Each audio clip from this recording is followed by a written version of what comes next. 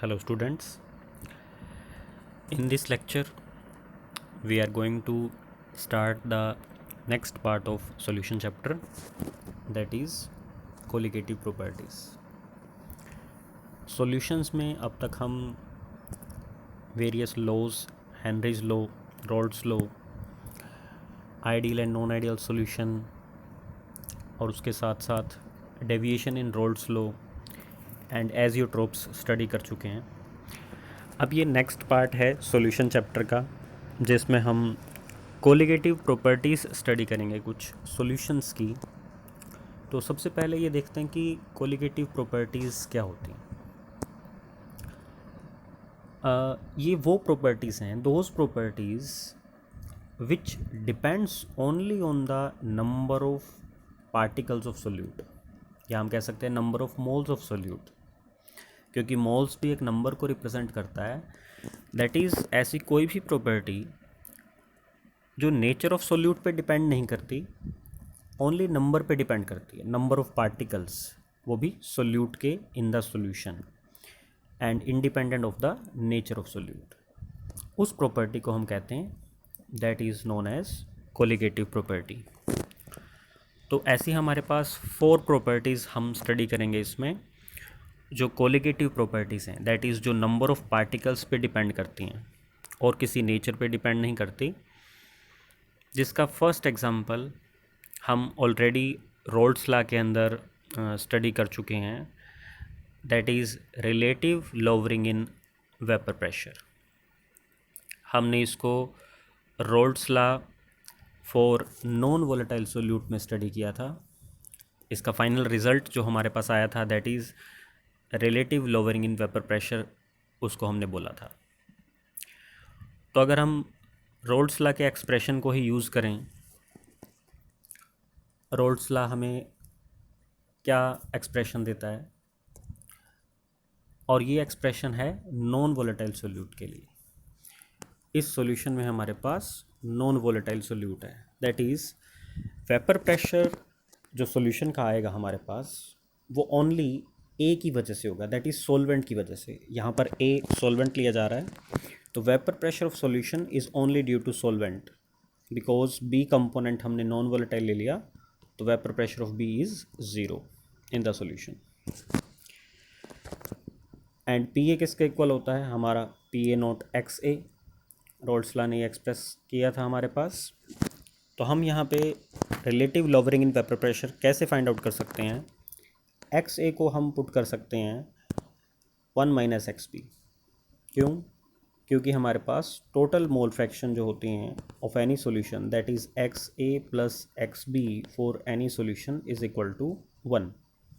तो यहाँ से हम पुट कर सकते हैं एक्स ए की value which is equal to 1 minus X B, और हम इसको ब्रैकेट ओपन कर देंगे, P A naught minus X B P A naught, और इस इक्वेशन को हम सॉल्व करेंगे एक्स बी के लिए. यहाँ से हम एक्स बी की वैल्यू फाइंड आउट करेंगे. ये टर्म हम लेफ्ट हैंड साइड ले जाते हैं, पी एस इधर ले आते हैं, तो हमारे पास एक्स बी की वैल्यू आ जाएगी P A naught minus P S over P A note. ये टर्म क्या एक्सप्रेस कर रही है, हम पी एस को पी ए से भी रिप्लेस कर सकते हैं, क्योंकि vapour pressure of solution vapour pressure of solvent के इक्वल है, पी एस पी ए के इक्वल है. तो ये टर्म एक्सप्रेस कर रही है relative lowering in vapour pressure, that is pure component का जो वेपर प्रेशर इनिशियली था, बाद में सोल्यूट ऐड करने के बाद वेपर प्रेशर पी एस हो गया.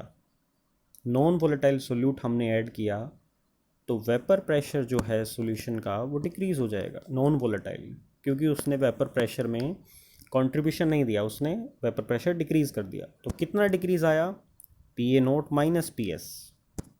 पहले पी ए नोट था, बाद में पी एस हो गया, तो हमने ये डिफरेंस निकाल लिया कितना डिक्रीज़ हुआ, दैट इज़ कितना लोअर हुआ with respect to initial. By में हमने पुट किया P A naught, that is this is the relative lowering, कितना लोअर हुआ हमारा वेपर प्रेशर. और ये किसके इक्वल आ रहा है, mole fraction of solute present in the solution. Means जितना ज़्यादा सोल्यूट हम उसमें डिज़ोल्व करेंगे सॉल्यूशन में, उतना रिलेटिव लोवरिंग होगा, दैट इज़ वेपर प्रेशर उतना डिक्रीज होगा। तो relative lowering in vapour pressure किसके इक्वल है? Mole fraction of solute. अब ये प्रॉपर्टी क्या कोलिगेटिव प्रॉपर्टी है? कैसे कह सकते हैं हम कि ये कोलिगेटिव प्रॉपर्टी है या नहीं? मोल फ्रैक्शन टर्म को अगर हम ओपन करें, which is number of moles of solute by total number of moles of solution Na+NB, तो क्लियर है इक्वेशन से कि relative lowering vapour pressure depend कर रहा है किस पे? Number of moles of solute पे, that is number of particles पे डिपेंड कर रहा है। तो क्लियर है कि ये क्या है? Colligative property. तो relative lowering in vapour pressure is a colligative property. हर कोलिगेटिव प्रॉपर्टी की एक छोटी सी एप्लीकेशन और है, हम किसी भी अननोन सोल्यूट का मोलर मास कैलकुलेट कर सकते हैं इसकी हेल्प से। फॉर एग्ज़ाम्पल, हमने कोई एक अननोन कोई नया सब्सटेंस, नया केमिकल कंपाउंड लैब में डिस्कवर किया और हमें उसका मोलर मास चाहिए, हम उसका मोलर मास कैलकुलेट करना चाहते हैं, तो उसके लिए हम कोलिगेटिव प्रॉपर्टीज़ की हेल्प ले सकते हैं। हम उस अननोन सब्सटेंस का सॉल्यूशन बनाएंगे एक्वस मीडियम में या किसी और सॉल्वेंट में, और हम उसका वेपर प्रेशर नोट कर लेंगे। यहाँ पे हम वेपर प्रेशर की टर्म में बात कर रहे हैं, तो वेपर प्रेशर नोट कर लेंगे और नंबर ऑफ़ मोल्स में हमें पता है क्या होता है? गिवन मास बाय मोलर मास। तो यहाँ से हम मोलर मास कैलकुलेट कर सकते हैं किसी भी अननोन सोल्यूट का। तो कोलिगेटिव प्रॉपर्टी की हेल्प से हम ये प्रोसीजर हर कोलिगेटिव प्रॉपर्टी में करेंगे, that is determination of molecular mass of any unknown solute. इसके लिए हम डाइल्यूट सॉल्यूशन बनाएंगे, वेरी डाइल्यूट सॉल्यूशन। क्यों? उससे कैलकुलेशन थोड़ी इजी हो जाएंगी। कैसे? ये हमारा relative lowering in vapour pressure का एक्सप्रेशन है। हमने यहाँ पे इसको NB/Na लिख दिया, ये नीचे से NB को हमने नेगलेक्ट कर दिया। NB क्या है? Number of moles of solute को हमने नेगलेक्ट कर दिया। Number of moles of solute क्यों नेगलेक्ट किया हमने? अगर ये सॉल्यूशन बहुत ही डाइल्यूट होगा, very dilute solution means solute की अमाउंट बहुत कम है, तो नंबर ऑफ़ मोल्स क्या होंगे? बहुत ही छोटी वैल्यू होगी और छोटी वैल्यू होगी। तो एक स्मॉलर वैल्यू को अगर हम डिनोमिनेटर्स में से नेगलेक्ट कर देते हैं तो कोई डिफरेंस नहीं आएगा। क्यों? फॉर एग्ज़ाम्पल, हमारे पास एक मैथमेटिकल वैल्यू है 1/100। अगर आप इसको सोल्व करते हो तो आंसर आएगा 0.01। क्या 1/100 को हम 1/99 + 1 लिख सकते हैं? बिल्कुल। और अगर इस 1 को नेगलेक्ट कर दें, हम इसको 1/99 ले लें, तो 1/99 का अप्रोक्सीमेट आंसर भी क्या आएगा? 0.01। दैट इज़ इस स्मॉलर वैल्यू को यहाँ से नेगलेक्ट करने से कोई ज़्यादा इफेक्ट नहीं पड़ा। तो इसलिए हमने डाइल्यूट सॉल्यूशन लिया और इसको नेगलेक्ट कर दिया। क्यों नेगलेक्ट किया? ताकि हमारी कैलकुलेशन ईजी हो जाए। Number of moles of solute को हम क्या लिख सकते हैं? Given mass by molar mass. और ये नीचे number of moles of solvent है, तो ये भी it's given mass by molar mass. और ये हमारे पास relative lowering in vapour pressure experimental आ जाएगा, और हम ये MB के लिए इसको सॉल्व कर सकते हैं, that is molar mass of unknown solute हम कैलकुलेट कर सकते हैं। तो this is the application of every colligative property, that is हम मोलर मास कैलकुलेट कर सकते हैं सोल्यूट का यूजिंग दैट कोलिगेटिव प्रॉपर्टी। तो नेक्स्ट प्रॉपर्टी की तरफ चलते हैं। धीरे धीरे ये हमारी प्रॉपर्टीज़ इम्पोर्टेंट होती जा रही हैं। It is more important elevation in boiling point. ये भी एक कोलिगेटिव प्रॉपर्टी है। अब सबसे पहले इसको समझते हैं ये क्या कह रहा है। एलिवेशन, बॉइलिंग पॉइंट में एलिवेशन मीन्स सॉल्यूशन के बॉइलिंग पॉइंट में इंक्रीज़ आता है। क्यों आता है इंक्रीज़? जब हम किसी सॉल्वेंट में कोई नॉन वोलेटाइल सोल्यूट ऐड करते हैं, मिक्स करते हैं, तो उसका वेपर प्रेशर अभी हमने देखा क्या हो जाता है? डिक्रीज़ हो जाता है। अभी हम स्टडी करके आए हैं relative lowering in vapour pressure. Vapour pressure solution का डिक्रीज़ हो जाता है। अगर किसी का वेपर प्रेशर डिक्रीज़ होगा तो सिंपली बॉइलिंग पॉइंट इंक्रीज़ हो जाएगा। क्यों? दोबारा देखते हैं बॉइलिंग पॉइंट होता क्या है, पहले ये देखते हैं, फिर इस बात को हम रिपीट करेंगे। बॉइलिंग पॉइंट ऐसा टेम्परेचर है, it is that temperature at which vapour pressure of liquid becomes equal to the atmospheric pressure. That is हम एक लिक्विड को हीट कर रहे हैं, उसको हम तब तक हीट करते रहेंगे जब तक उसका वेपर प्रेशर एटमॉस्फेरिक प्रेशर के इक्वल नहीं हो जाता। अगर उसका वेपर प्रेशर पहले से ही ज़्यादा होगा तो बॉइलिंग पॉइंट कम होगा, एटमॉस्फेरिक प्रेशर के जल्दी इक्वल हो जाएगा। अगर उस लिक्विड का वेपर प्रेशर कम होगा तो हमें उसको ज़्यादा हीट करना पड़ेगा एटमॉस्फेरिक प्रेशर के इक्वल लाने के लिए, दैट इज़ उसका बॉइलिंग पॉइंट हाई हो जाएगा। तो सॉल्यूशन का वेपर प्रेशर डिक्रीज़ हो जाता है सोल्यूट ऐड करने से, नॉन वोलेटाइल सोल्यूट ऐड करने से, तो इसलिए बॉइलिंग पॉइंट में इंक्रीज आता है।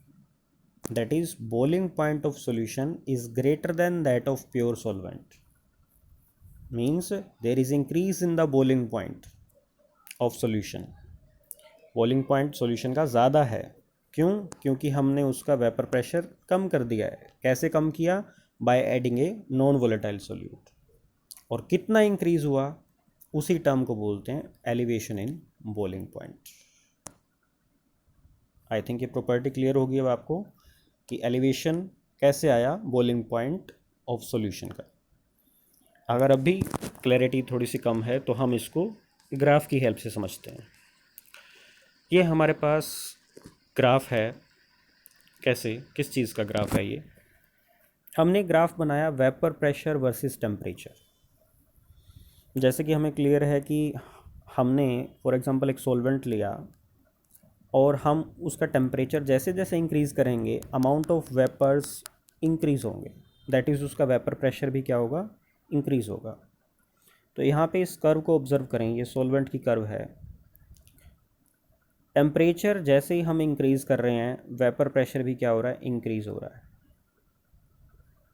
टेम्परेचर हम इंक्रीज़ करते गए, वेपर प्रेशर इंक्रीज़ होता गया और एक पॉइंट ऐसा आया, इस पर्टिकुलर पॉइंट पे ये किसके इक्वल हो गया, एटमॉस्फेरिक प्रेशर के। दैट इज़ इस पॉइंट के ऊपर vapour pressure of solvent atmospheric pressure के इक्वल हो गया, विच मीन्स ये पॉइंट क्या है, it is the boiling point of solvent. TB note जो हमने यहाँ डिनोट किया है ये इसका बॉइलिंग पॉइंट हो गया। और अगर इसी ग्राफ की हेल्प से हम बॉइलिंग पॉइंट ऑफ सॉल्यूशन निकालना चाहें तो सॉल्यूशन का वेपर प्रेशर क्या होता है, कम होता है सॉल्वेंट से, इसलिए ये कर्व नीचे लाई कर रही है। तो यहाँ हम देखें टेम्परेचर इंक्रीज़ करेंगे, सॉल्यूशन का वेपर प्रेशर भी इंक्रीज़ होगा और अल्टीमेटली किसका इक्वल हो गया यहाँ पे, एटमॉस्फेरिक प्रेशर के। दैट इज़ इस पॉइंट पे हमारा सॉल्यूशन बॉयल हो गया। तो ये टीबी टेम्परेचर क्या है, बॉइलिंग पॉइंट ऑफ सॉल्यूशन। तो इस ग्राफ में से क्लियर हम देख सकते हैं किसकी वैल्यू लार्जर है, टीबी नोट और TB, boiling point of solvent और बॉइलिंग पॉइंट ऑफ सॉल्यूशन। डिनोशन हम कुछ भी कर सकते हैं, T1 T2 कर सकते हैं, कुछ भी इसमें हम ले सकते हैं, लेकिन हमने यहाँ क्या लिया है, सॉल्वेंट के लिए टीबी नोट और सॉल्यूशन के लिए टीबी। तो क्लियर है कि सॉल्यूशन का बॉइलिंग पॉइंट ज़्यादा है, that is there is elevation in boiling point of solution.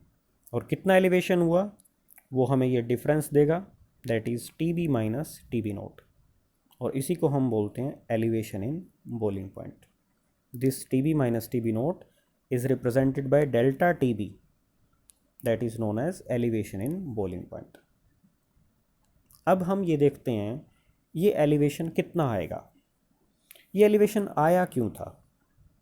हमने नॉन वोलेटाइल सोल्यूट ऐड किया जिसकी वजह से वेपर प्रेशर कम हुआ और बॉइलिंग पॉइंट इंक्रीज़ हो गया। तो हम जितना ज़्यादा सोल्यूट ऐड करेंगे, जितना हम सोल्यूट ऐड करेंगे उतना वेपर प्रेशर डिक्रीज़ होगा और उतना ही बॉइलिंग पॉइंट क्या हो जाएगा, इंक्रीज़ हो जाएगा। That is delta T B elevation in boiling point किस पे डिपेंड करेगा, it is directly proportional to the amount of solute, आप उसमें कितना नॉन वोलेटाइल सोल्यूट ऐड कर रहे हो। जितना आप नॉन वोलेटाइल सोल्यूट ऐड करोगे वेपर प्रेशर उतना डिक्रीज़ होगा, बॉइलिंग पॉइंट उतना इंक्रीज़ हो जाएगा। तो इसलिए यहाँ हमने लिखा है कि delta T B is directly proportional to molality, क्योंकि मोलैलिटी भी क्या है, एक कंसंट्रेशन टर्म है, अमाउंट ऑफ सोल्यूट को एक्सप्रेस करती है ये। तो elevation in boiling point is directly proportional to molality, amount of solute added. और प्रोपोर्शनैलिटी कांस्टेंट अगर हम यहाँ ले लें दैट इज़ के बी, तो हमारा ये इक्वेशन फाइनल इक्वेशन आ जाएगी delta T B that is elevation in boiling point is equal to K B M, small M is molality. और के बी क्या है, K B is known as molal elevation constant.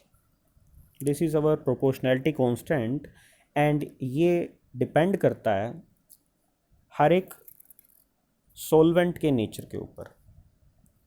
एक solvent जो भी हम इसमें लेंगे सॉल्यूशन के लिए उसके ऊपर डिपेंड करता है। तो हमारा ये जो मोलर एलिवेशन कांस्टेंट है इसको हम एब्यूलियोस्कोपिक कांस्टेंट भी बोलते हैं, एब्यूलियोस्कोपिक कांस्टेंट। ये कांस्टेंट क्या है, अगर इस कांस्टेंट को हम डिफाइन करना चाहें तो आप इस इक्वेशन की हेल्प से कर सकते हैं। देखो के बी जो है डेल्टा टी बी के इक्वल हो जाएगा। कब के बी डेल्टा टी बी के इक्वल हो सकता है, अगर ये m की वैल्यू 1 हो जाए। Means if molality of the solution is 1 mole पर kg, अगर ये 1 हो जाए तो के बी हमारा डेल्टा टी बी ही है। तो इसलिए हम इसको डिफ़ाइन कर सकते हैं कि molar elevation constant is the elevation in boiling point. क्या है ये, एलिवेशन इन बॉइलिंग पॉइंट ही है of a solution having molality 1 mole पर kg।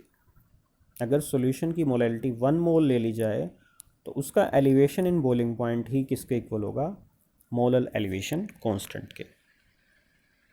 तो इस तरीके से हम डिफाइन कर सकते हैं के बी को। और क्या ये कोलिगेटिव प्रॉपर्टी है, बिल्कुल है। क्यों, डेल्टा टी बी किसके डायरेक्टली प्रोपोर्शनल है, मोलैलिटी के। और मोलैलिटी में क्या होता है, number of moles of solute present पर किलोग्राम ऑफ द सॉल्वेंट। तो number of moles of solute के डायरेक्टली प्रोपोर्शनल है, मींस ये एक कोलिगेटिव प्रॉपर्टी है जो कि number of moles, number of particles of solute पे डिपेंड कर रही है। तो इसकी हेल्प से भी हम क्या कर सकते हैं, फाइंड आउट कर सकते हैं molecular mass of the solute. हम एक अननोन सोल्यूट लें, उसका हम सॉल्यूशन बनाएं और उस सॉल्यूशन का हम बॉइलिंग पॉइंट मेज़र कर लें, उसका हम एलिवेशन मेज़र कर लें, एलिवेशन इन बॉइलिंग पॉइंट। तो हम वहाँ से मोलर मास निकाल सकते हैं, अननोन मोलर मास कैलकुलेट कर सकते हैं। हर कोलिगेटिव प्रॉपर्टी से करेंगे, तो यहाँ भी देखते हैं कैसे कैलकुलेट होगा। This is our equation, delta T B is equal to K B M molality. Molality को थोड़ा सा हम ओपन कर दें फॉर्मूला, ये number of moles of solute given mass by molar mass by में मास ऑफ सॉल्वेंट, किलोग्राम में होता है इसलिए हमने यहाँ 1000 लिया है।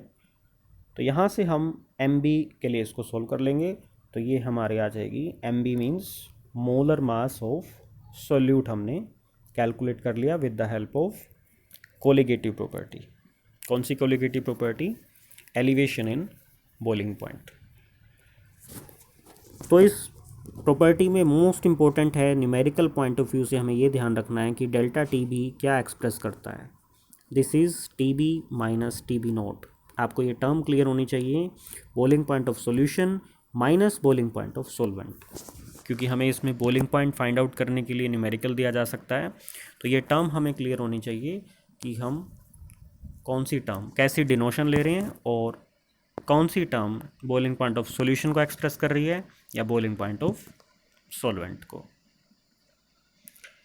इसी की एक अपोजिट प्रॉपर्टी, इसी से related freezing point, third colligative property भी हम स्टडी करते हैं, that is depression in freezing point. यहाँ नेम से हमें कुछ आइडिया लग रहा है कि यहाँ एलिवेशन नहीं आएगा, elevation means boiling point increase हो रहा था। यहाँ फ्रीजिंग पॉइंट क्या हो रहा है, डिप्रेशन, दैट इज़ डिक्रीज हो रहा है। बॉइलिंग पॉइंट सॉल्यूशन का इंक्रीज़ हो रहा था, फ्रीजिंग पॉइंट जो है सॉल्यूशन का वो डिक्रीज़ हो रहा है। कैसे?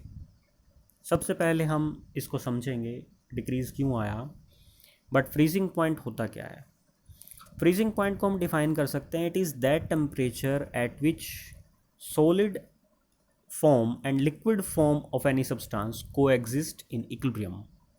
जब दोनों सब्सटेंस जो हैं, कोई हमने एक सॉल्वेंट लिया, उसकी सॉलिड स्टेट और लिक्विड स्टेट को एग्जिस्ट है इक्विलिब्रियम में, या हम कहें उन दोनों का वेपर प्रेशर इक्वल हो गया है। Vapour pressure of liquid becomes equal to vapour pressure of solid.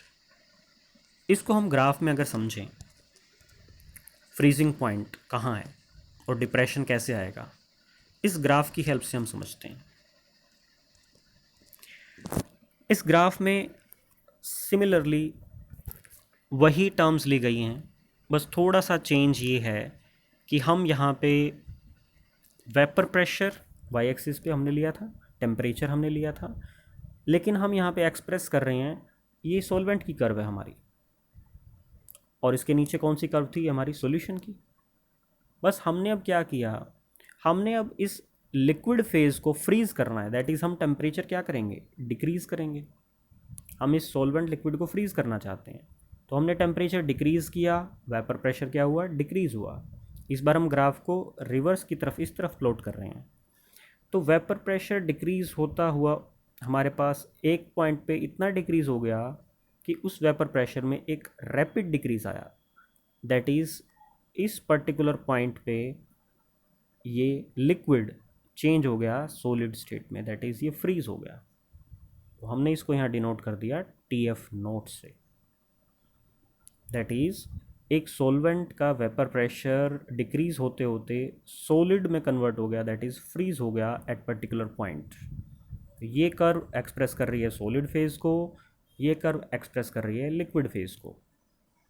तो हमने यहाँ पे क्या निकाल लिया, फ्रीजिंग पॉइंट निकाल लिया ये सॉल्वेंट का। TF नोट से हमने डिनोट किया इसको, नोट मीन्स प्योर स्टेट में। तो ये हमारा फ्रीजिंग पॉइंट ऑफ सॉल्वेंट है। अब देखते हैं सॉल्यूशन का फ्रीजिंग पॉइंट कहाँ आएगा। जैसे कि हमें पता है सॉल्यूशन का वेपर प्रेशर कम होता है, डिक्रीज़ हो जाता है, क्योंकि हमने नॉन वोलेटाइल सोल्यूट ऐड किया उसमें। तो ये वेपर प्रेशर की कर्व सॉल्यूशन की नीचे लाई करेगी। अब नीचे लाई करेगी तो इससे हम क्या देखेंगे, हम टेम्परेचर डिक्रीज़ कर रहे हैं, वेपर प्रेशर डिक्रीज़ होता होता किस पॉइंट पे ये सॉलिड के इक्वल हुआ, इस पॉइंट के ऊपर, एक पर्टिकुलर पॉइंट पे सॉलिड के इक्वल हो गया। दैट इज़ ये पॉइंट क्या एक्सप्रेस कर रहा है, TF को एक्सप्रेस कर रहा है। सॉल्यूशन का वेपर प्रेशर सॉलिड के इक्वल हुआ इस पर्टिकुलर पॉइंट पे, which is freezing point of solution. तो TF और TF note means freezing point of solvent, TF is freezing point of solution. इस ग्राफ में क्लियरली आप देख सकते हैं कौन सी वैल्यू लार्जर है, कौन सी वैल्यू स्मॉलर है। TF वैल्यू छोटी है, that is freezing point of solution is less than freezing point of solvent. तो there is decrease in the freezing point of solution, और उस डिक्रीज़ को हम कैसे कैलकुलेट करेंगे, इस डिफरेंस को हम कैलकुलेट कर लेंगे, which is TF note minus TF। Most important बात यहाँ पे ये है कि डेल्टा TF क्या है, डेल्टा TB से डिफरेंट है। वहाँ टर्म्स थी TB माइनस TB नोट, क्योंकि सॉल्यूशन का बॉइलिंग पॉइंट ज़्यादा था। यहाँ सॉल्वेंट का फ्रीजिंग पॉइंट ज़्यादा है, तो greater value minus lower value TF note minus TF हम करेंगे, which is delta TF depression in freezing point of solution. और ये किसके इक्वल होगा, किस पे डिपेंड करेगा, जितना हम सोल्यूट ऐड करेंगे, नॉन वोलेटाइल सोल्यूट, जितना नॉन वोलेटाइल सोल्यूट ऐड किया जाएगा वेपर प्रेशर उतना डिक्रीज़ होगा। इसी वजह से डेल्टा TF भी मोलैलिटी के डायरेक्टली प्रोपोर्शनल है, जैसे डेल्टा TB था। तो similarly delta TF is directly proportional to molality of solution, and proportionality constant यहाँ थोड़ा सा चेंज किया हमने, विच इज़ KF। वहाँ हमने बोला था मोलल एलिवेशन कांस्टेंट, यहाँ KF को हम बोलते हैं मोलल डिप्रेशन कांस्टेंट, क्योंकि ये डिप्रेशन शो कर रहा है फ्रीजिंग पॉइंट में। तो KF is known as molal depression constant. तो this is the equation for depression in freezing point delta T F is equal to K F into M molality. यहाँ similarly हम K F को भी define कर सकते हैं। के F का एक और नाम है, इम्पोर्टेंट नेम, एग्ज़ाम में कई बार एज इट इज़ पूछ लिया जाता है कि व्हाट इज़ क्रायोस्कोपिक कांस्टेंट, तो इट इज़ के एफ। मोलर डिप्रेशन कांस्टेंट को ही क्रायोस्कोपिक कांस्टेंट बोलते हैं और एब्यूलियोस्कोपिक कांस्टेंट बोलते हैं हम के बी को। तो क्रायोस्कोपिक कांस्टेंट को डिफाइन कैसे करेंगे? अगेन वही, के एफ किसके इक्वल हो जाएगा? डेल्टा टी एफ के। कब? जब मोलैलिटी क्या हो? 1 mole per KG. That is हम कैसे डिफाइन करेंगे? Molar depression constant is the depression in freezing point of solution when molality of solution is 1 mole per KG. This is the definition. Molar depression constant depression in freezing point है when the molality of solution is 1 mole per KG. अब ये भी एक colligative property है। क्यों? क्योंकि इसमें भी मोलैलिटी टर्म है। डेल्टा टी एफ किस पे डिपेंड कर रहा है? मोलैलिटी ऑफ सॉल्यूशन पे। एंड मोलैलिटी में क्या होता है हमारे पास? Number of moles of solute by mass of solvent in kilogram. तो डेल्टा टी एफ भी किस पे डिपेंड कर रहा है? Number of moles of solute पे, that is number of particles पे। तो ये भी एक कोलिगेटिव प्रॉपर्टी है। तो इसकी हेल्प से भी हम क्या कर सकते हैं? डिटर्मिनेशन कर सकते हैं मोलर मास ऑफ सोल्यूट का, अननोन सोल्यूट का। उसके लिए हम क्या करेंगे? मोलैलिटी टर्म को थोड़ा ओपन कर देंगे। Number of moles given mass by molar mass of solute and this is mass of solvent. Gram में लेंगे तो इसलिए 1000, और यहाँ से हम इसको एम बी के लिए सॉल्व कर लेंगे, that is mass of solute. Molar mass of solute हम यहाँ से कैलकुलेट कर लेंगे, तो ये आ जाएगा molar mass of solute bye knowing the value of delta T F and various concentration values we can determine molar mass of unknown solute। तो यहाँ से हम दो इम्पोर्टेंट कोलिगेटिव प्रॉपर्टीज़ को साथ लेके चलेंगे, delta T B and delta T F. दोनों ही इक्वली इम्पोर्टेंट हैं न्यूमेरिकल पॉइंट ऑफ व्यू से। तो ये 100% एग्ज़ाम में एक न्यूमेरिकल इन दोनों में से कंफर्म आता है। तो ये टर्म्स क्लियर होनी चाहिए आपको कि डेल्टा टी एफ में, अगेन रिपीट कर रहे हैं हम, टर्म क्या है? T F naught minus T F. क्यों T F naught minus T F क्यों है? टी एफ सोल्यूशन का फ्रीजिंग पॉइंट है जो कम होता है, यहाँ सोलवेंट का फ्रीजिंग पॉइंट है, जबकि एलिवेशन इन बॉइलिंग पॉइंट में टर्म्स अपोजिट थी। तो यहाँ से हम 4th कोलिगेटिव प्रॉपर्टी करेंगे नेक्स्ट लेक्चर के अंदर।